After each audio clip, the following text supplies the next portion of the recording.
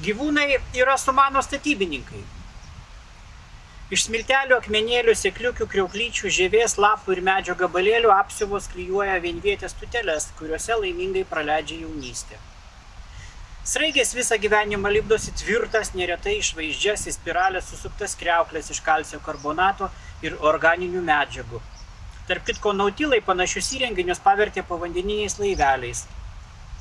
Sidabriukas tarp vandens augalų sukurpia oro burbulą surištą voratinklio gijomis. Jame ir leidžia dienas. Prasidėjus nerštui trispyglės dyglės patinėlis tvenkinio dugne išrausęs nedidelę duobutę, virš jos surenčia kumščio didumo lizdą iš smėlio, žolelių, šiukšlyčių ir tvirtina gleivėmis.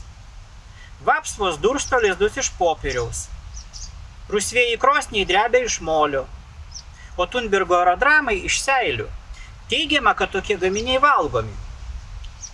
Viliodami pateles, palapinukai nupina metro ilgio bei pusmetrio pločio krepšius, apdeda juos žiedlapiais, akmenėliais, uogomis ir kitais spalvotais niekučiais.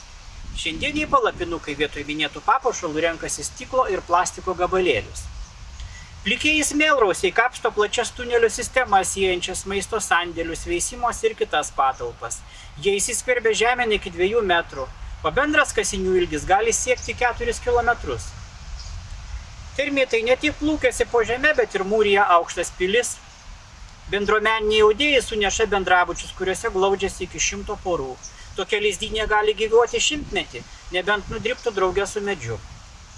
Upiniai bebrai tyčia verčia medžius, tvenkia upės, smarkiai pakeisdami kraštovaizdį. Bebrų užtvanka 1868 metais pastebėta Šiaurės Amerikoje vis dar laikosi. Didysis barjerinis rifas, kurį per milijonus metų iš klinčių užaugino 400 koralų rūšių, driekiasi palei Australijos krantus 2300 km. Tačiau visus gyvūnų statinius gali nugriauti žmonės.